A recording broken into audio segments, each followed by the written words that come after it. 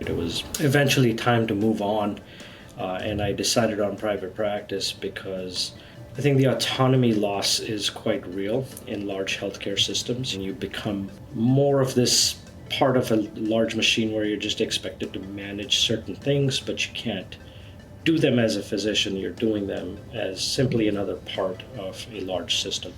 So that's what led me out of the hospital eventually, even though I loved the work, but the environment was no longer one that I could practice in. I think your message resonates a lot with providers that we often speak to. Oftentimes, they begin talking with us. They're pre-revenue. They're coming out of a hospital or in another clinical setting, but they're apprehensive. They're fearful of the unknown out there, about being an owner.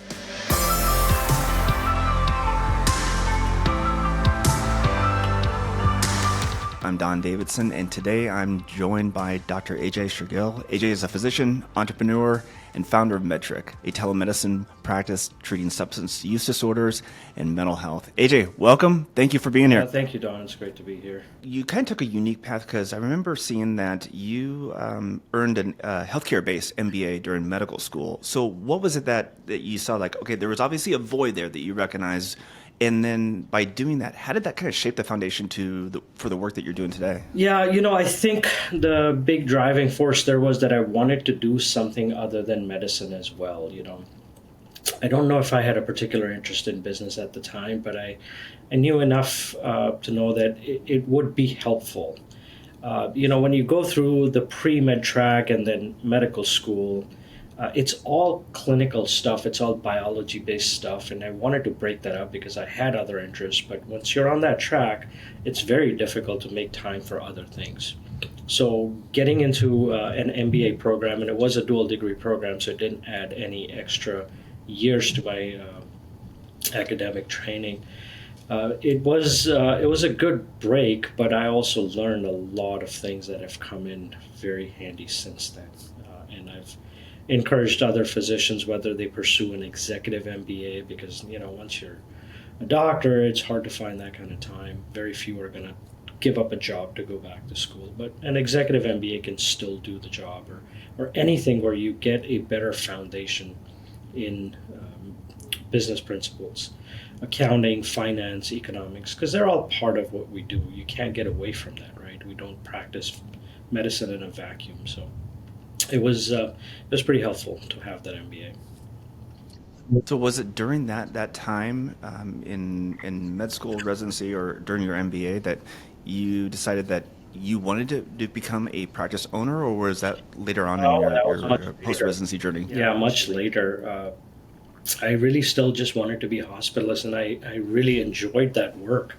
It was pretty fast-paced, which matched what I was looking for at the time, and it was a very broad area of medicine, right? When you're a hospitalist, you don't know what you're going to have to treat, and you get everything from simple admissions where they just can't find a place for somebody to go, like or home, that sort of thing. They cannot find that.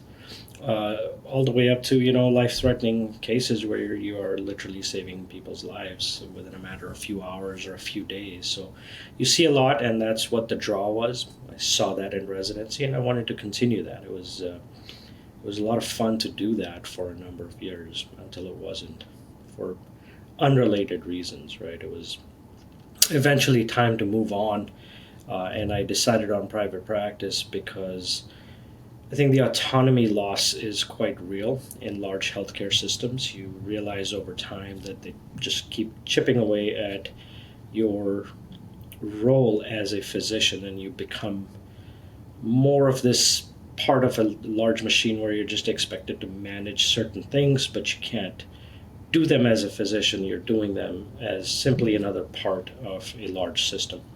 And that only works so well after a certain point. Many of us throw up our hands and say, this is not why I became a physician.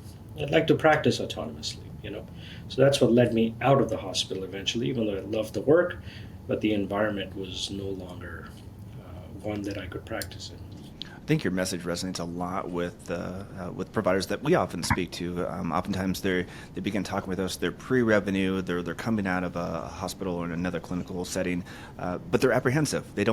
they're fearful of the unknown out there, about being an owner. So during those early days of being a private practice owner, what were some of the big challenges that you faced that you just didn't maybe expect going into that? I think that's a pretty healthy fear. It helps to have that and not just go out there and start doing reckless things.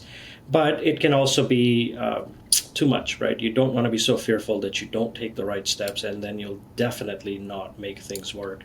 And the first thing I did was like that. I put a lot of time and money and effort into opening a direct primary care type of practice, except that I was not fully committed to it. I was not willing to let go of my hospital shifts entirely for that fear. Well, what if this doesn't work? I don't want to be out. Looking back, I mean, it was really a very unfounded fear because there's so many things I could have done outpatient, and also getting a hospital job back is not difficult at all. You know, you get so many opportunities, so many recruiters calling you, working for a locums company. I could have gone back into the hospital anytime I wanted. I could have gone into 5 hospitals, 5 different systems in a given week if I wanted. There's so much work available. So I wish I'd not been that fearful, and I just cut that tie with the hospital work entirely and focused on that. But you learn as you go, you know.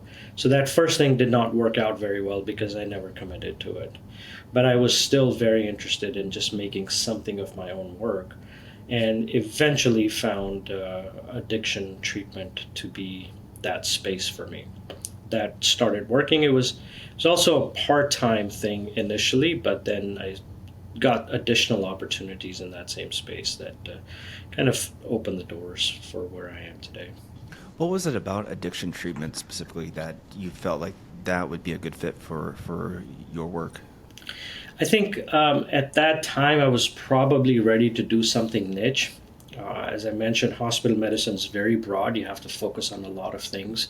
Here, I could narrow my focus down. So it's almost like getting a fellowship. And now there are fellowships in addiction. At that time, it was not even formally recognized as its own specialty. Um, and that's a separate topic. But I think what I liked was that I could focus on one condition and get really good at treating that. I also recognized that it was very underserved. You know, there just weren't a whole lot of doctors out there or clinics out there that were willing to treat patients with addiction. And the addiction treatment paradigm itself was still very much being formed. And it still is. Right? The stigma attached is quite intense.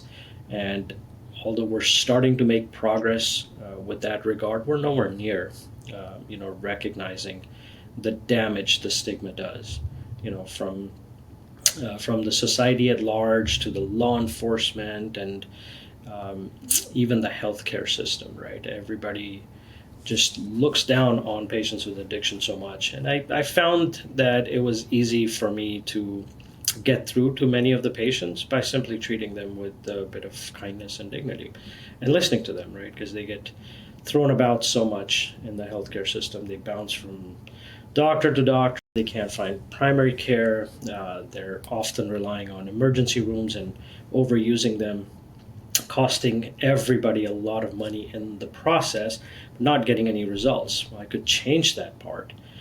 So I really liked that. So I started out part-time just because in the area where I was in Tacoma, there were a few other practices available, and it was hard to get the word out that the practice exists, in a town of that size. I wasn't really doing any sort of marketing, so it was a one-day-a-week kind of thing for about a year before I opened my second clinic, and that clinic is what really got me into full-time addiction treatment. And was that the origin of what Metric is today? Yeah, I mean, I've kept the same company, right? When I opened the direct primary care, that's what Metric was doing at the time. Then I was doing some medicine or skilled nursing facility medicine. It was still under that same umbrella.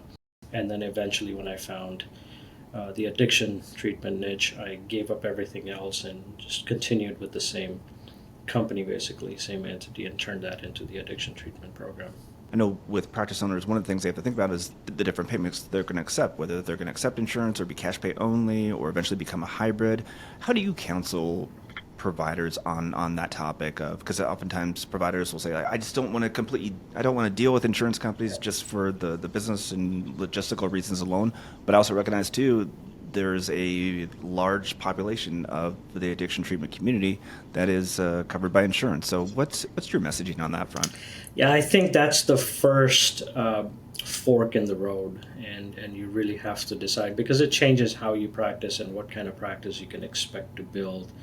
I've done both, and I think it comes down to a very individual decision whether you're going to accept insurance or not. I have accepted insurance since I moved into the addiction space, and actually even before then, obviously doing the skilled nursing facility work, I had to rely on insurance. And I took Medicaid, where most practices that were treating addiction, they were not touching Medicaid. In fact, most of them were not taking any insurance at all. It's been a bit easier to build a practice, but eventually I think you have to be prepared to deal with the downsides of taking insurance. It is a very challenging environment to thrive in. Perhaps if your goal is not to scale, if it is to open one practice in one location, maybe do some telemedicine, maybe do a few additional things, not just addiction, then going the insurance route is better. It's still manageable. When you start opening multiple locations or getting into multiple states and you try and scale so you can provide more access to more patients, then it really becomes a problem.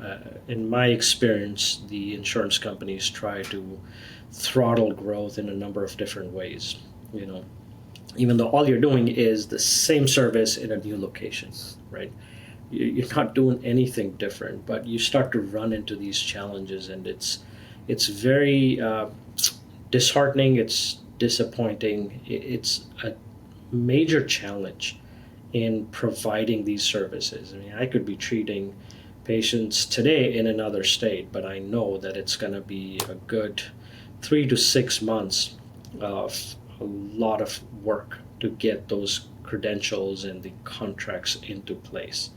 And even then, I'm not guaranteed anything. For example, we try to do in-house counseling for patients with addiction, right?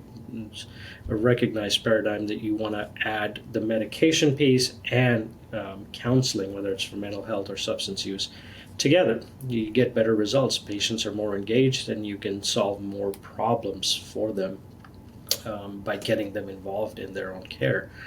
But I tried for a year in my practice to get those insurance contracts for counseling into place. Meanwhile, the counselors I had, I was having to pay them out of pocket, could not bill for their services. And eventually I gave up because the contracts were frozen. They weren't giving out any more contracts. So, it should not fall on an individual physician to carry that financial burden to provide free care to patients. You've got the state out there with all its resources. You've got these insurance companies with all their resources. They weren't doing anything to help that part out, right? So that's very disappointing. And eventually I had to give up on that and have not gone back to try that again, even though there are so many patients who would benefit from counseling. And providing it in-house just makes it a lot more convenient. We could do a much better job of collaborating with our own counselors than we can ever do with outside agencies, right? And it's not easy to figure out which patients are actually participating regularly in counseling, which ones have dropped off. You just don't have that kind of resources to figure that out, nor should you have to, right? I should be concerned with what my practice can provide, not what other agencies are doing or how good their quality is, whether they're meeting the needs of the patients or not. In my own practice, I could have controlled that, but outside I cannot. So a lot of my patients still go without effective counseling, but I can't take that on anymore. We spent a lot of time trying to get those contracts into place. It just didn't happen. And now we're seeing another thing where some of these insurance companies, they will not credential providers to provide remote care, right? So if I have a provider who's some other state but licensed in Washington, they will not give them a contract to do care by telemedicine. There's no problem with it. The law allows for it. The states allow for it. The federal government allows for it. The DEA allows for it. But now the insurance company is saying, well, we're not going to give them a contract. So now I can't have those people. I have to find somebody to provide mental health in these small towns, which is pretty much impossible, right? You cannot find physicians or nurse practitioners in small towns. They don't live there, So even though we are allowed to provide care by telemedicine, if I can't get a contract, I can't bring them on. And ultimately, that just means poor access to care, right? So we try to improve access, but if you're accepting insurance, you get those kinds of issues coming into place. On the flip side, just as you mentioned, when you don't accept insurance, you don't deal with any of these kinds of issues, but you're limited to people who can pay for your services out of pocket. There are many people who can afford to, but when you start getting into mental health and addiction treatment, you realize the vast majority of people who need help, they can't afford to do that. So that keeps me in that loop. But if I'm being honest, it's very difficult. So when I talk to other physicians who are opening similar practices, I tell them all of this so that they can make an informed decision, because otherwise, you're just looking at more burnt out physicians, right, who open something and now they turn against the entire thing and maybe decide not to practice at all because they're like, man, this is not a good way to practice, to have these enormous things. They may have been better off just opening a smaller clinic that's cash only and still helping the people that they can, maybe lower the amount of money you take so that more people can afford it. Maybe you get grants, maybe you get community involvement, and get other agencies to help with the treatments.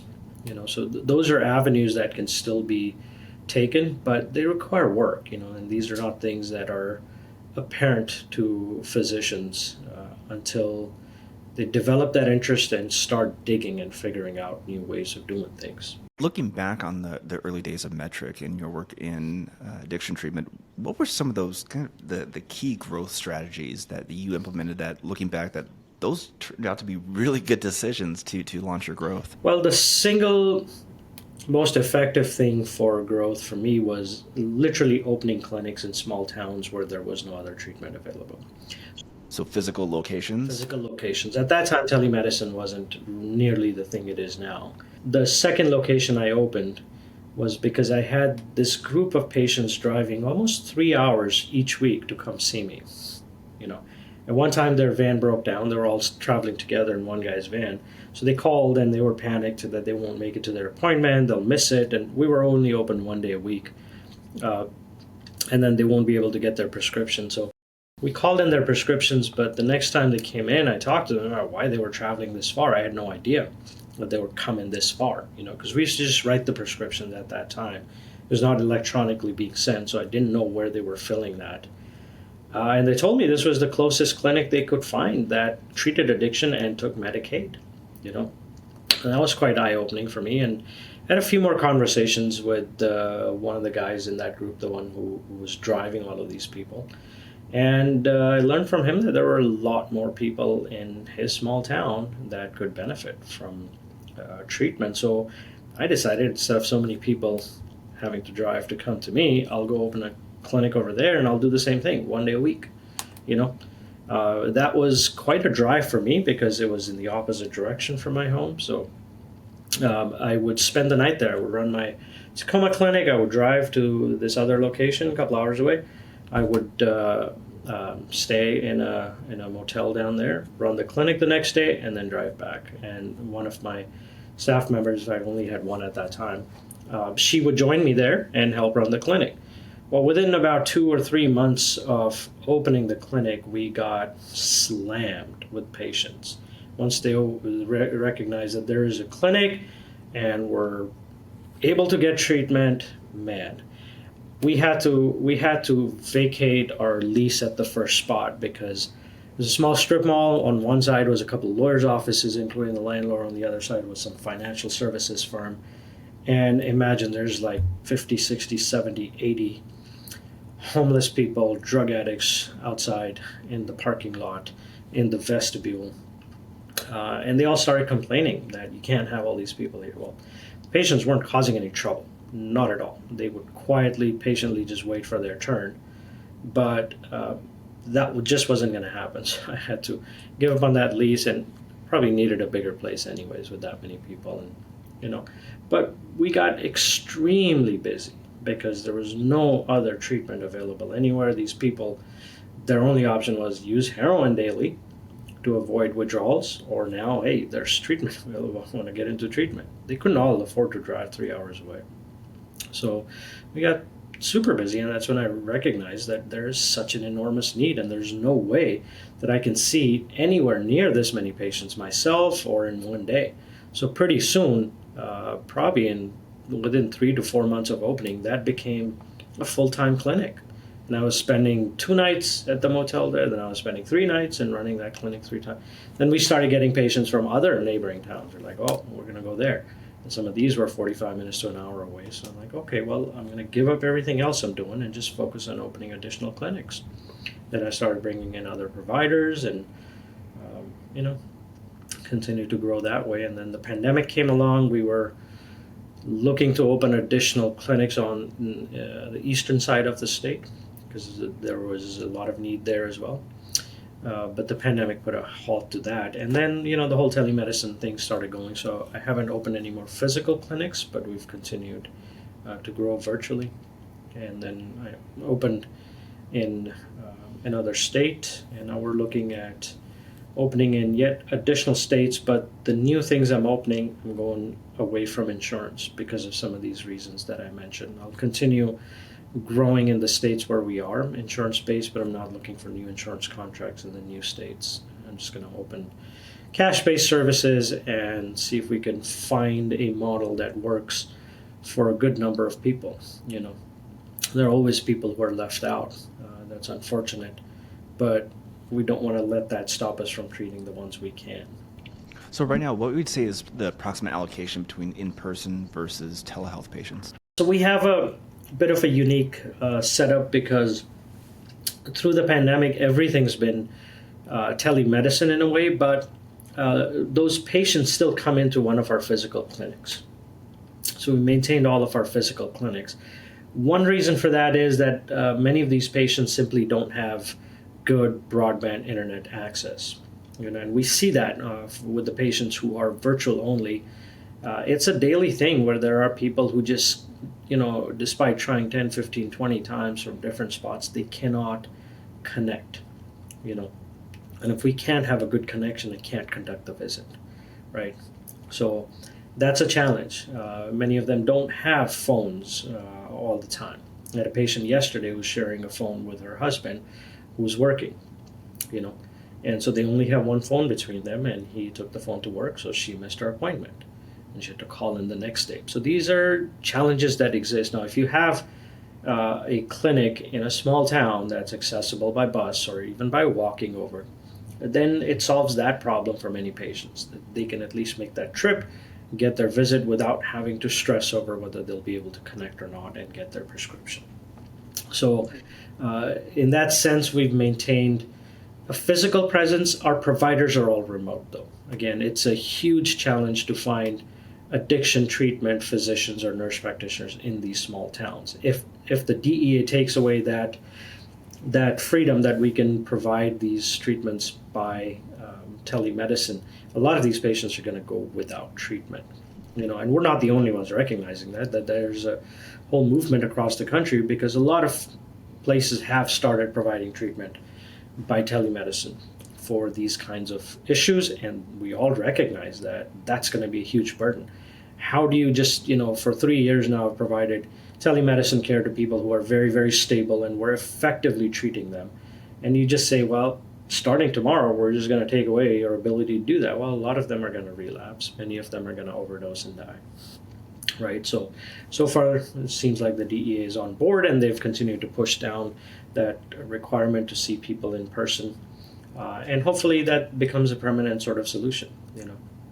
The other part of our care is entirely virtual, which is something we have done through clinic, and that's certainly growing. I think that the reach for that is significantly larger, right? A small town still only attracts people who are within that town, right? So geographically, we're limited to that.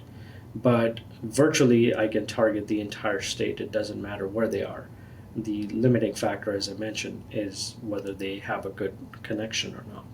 As long as they can do that, maybe go to the library, maybe the local, you know, some sort of governmental agency, the sheriff's office. We've partnered with some sheriff's offices to provide treatment while in jail. So, you know, getting some of those kinds of things into place can ease that burden.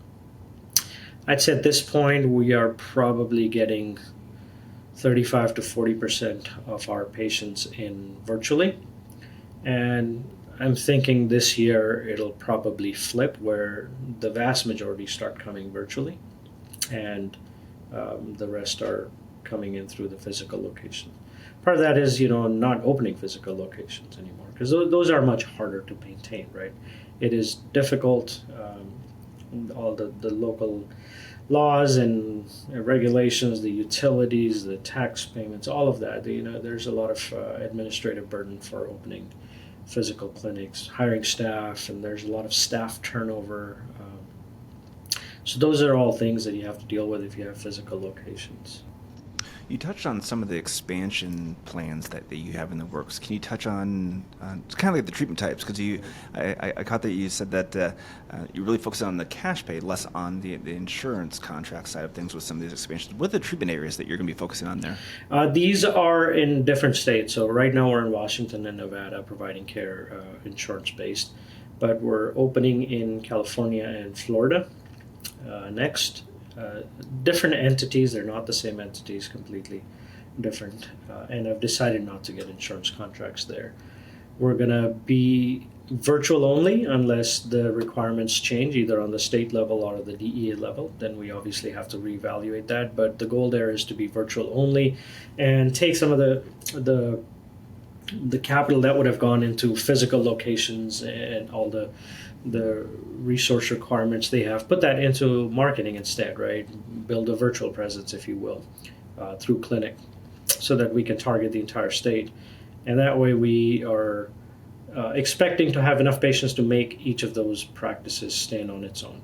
Right? If you can do the entire state, your foundational base of patients is much larger, so you can draw from that and get enough patients in, cash-based. It is going to leave out patients who can get treatment, but let's say again in California, looking at the requirements for being able to take Medicaid, it's a 6 to 9 month process. I just don't feel like I have the energy to go through that, and then all the requirements and the reimbursements are extremely low, which means you really have to see a lot of patients to just make a business work, right? It's not like we're trying to make obscene amounts of money or anything like that. We'll leave that to the insurance companies and hospital systems. But just to sustain a business fiscally, on Medicaid alone in, let's say, California, it's not possible. You couldn't do it. You'd have to see 50, 60, 70 patients a day, which means you're not going to provide good care at all, right? So it's just not sustainable. So that's the reason a lot more doctors don't do it, right? Just shunning Medicaid. They might take commercial insurance, right? But in our case, we've decided, well, let's give it a go without any insurance at all. Maybe we'll add on additional services that patients can benefit from instead of taking insurance. So growing service lines instead of that, but keeping it insurance free. And who knows, maybe it works, maybe it doesn't, but we're willing to try. AJ, let's say I'm a entrepreneurially minded provider just coming out of residency. Mm-hmm. What does Dr. AJ Sergio tell me to do to set up myself for success, knowing that I want to have a telemedicine-based practice in a specific treatment area that's of high need, such as addiction? I would say that the market is fairly competitive for telemedicine now, so it's not an easy thing to get up and running and get enough patients in. I would say get a paying job, maybe do locums so you're not committed to a certain number of hours or have non-competes or some other restrictions. Many hospital systems won't actually allow you to work anywhere outside of their own system. That's in the contract. So don't tie yourself up to any of those kinds of restrictions, and start a part-time clinic of your own. Maybe work for a large telemedicine company just so you can understand, okay, well, what are the kinds of things I'm seeing coming through? What kind of flow does it require and whatnot? And then think about opening your own. If you can find a good partner, which is a challenge by itself and probably a whole podcast topic for itself. But if you can find somebody you've worked with in the past, someone you went to residency with, someone you can trust, someone who's like-minded, then you can ease the burden on that. And maybe thinking about what kind of medicine you want to practice. Direct primary care, I think, is still a very, very viable business model, and I hope to see it continue to grow. There are more clinics opening where people are providing primary care based on this membership model. That's a good fit for many people if they want to get into primary care. The niche stuff is more difficult. So right now I see a lot of doctors asking me questions about opening their own telemedicine weight loss clinic. Like, forget it, don't do it. Because there's so much competition. Everybody has the same idea. And then what happens is everybody starts charging less and less and less to attract patients to a point where it just doesn't make any business sense anymore for you to be providing treatments for such a low price that you cannot sustain a business. And then they get out of that thinking, well, this doesn't work. No, it's not the model that doesn't work. It's that you didn't keep up your standards. You did not keep up what you should be charging. There should be a good, price to value ratio there. You're providing a needed service. You should be able to charge a certain amount for it. So if you get away from that principle, then every business is going to fail. So my suggestion, really know what kind of thing you see yourself doing for the next 10, 15, 20, 30 years, and then give it a try, but have a backup plan. That gives you that flexibility. Taking some business-related classes, reading certain books, it can be very helpful as well. So it really comes down to expanding your own knowledge base, talking to other doctors. In my experience, other doctors who are doing things like I am, very willing and open to talk to. They'll give you all you need to know. There are business coaches, there are burnout coaches. You can talk to any number of people who will steer you away from the same old stuff that you've been doing that's just not working for you personally in your professional life. So seeking out some of those resources can provide that extra energy and push to get moving in the right direction and maybe sort of resurrect your career instead of getting out of medicine entirely. So there's a lot of advice that I can provide, but it really helps to know where somebody is or what they think will be sustainable for them. Without knowing that, it's generic and broad advice, but starting to narrow it down individually is what's really helpful.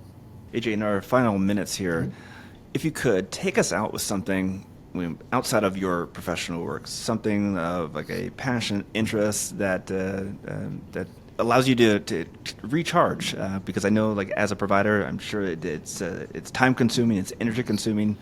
What does AJ do when he's not being the professional version of AJ? A lot of my time does still get taken up by medicine, especially because I also have a medical device startup, and that's starting to gain traction. So when I am able to get away from it, I like to spend time playing with my dog a lot. That's a great stress release, and I would advise anybody who can find space in their life for a dog to get one, man. I mean, it's just totally worth it. I spend not enough time with my family. I think that's going to be a regret of mine someday, but right now I'm just so focused on a couple of these work-related things that I'm missing out a lot there. So, that's probably not a great thing. I do like to write. I write poetry and I like to paint and do oil on canvas. And so those are things that I find a bit of time for here and there. My goal is to slow down in the next 2 to 3 years, and I'm really starting to talk myself into sticking with that. No matter what happens, whether I get to a certain point professionally or not, in about 2.5 to 3 years, I really want to slow down. My kids are both going to be in college by then, and I want to slow down, travel more, and focus more on consulting and advising, and maybe taking a step back from clinical medicine at that point. Who knows? But that's what I'm looking at. That's a good thought, indeed. Well, Dr. AJ Strigal, thank you so much. This has been a very valuable, a treasure trove of insight, and I'm sure that many providers will gain value from this. So appreciate your time here today. Thank you, Don. Thanks for inviting me on, and it was a pleasure speaking with you.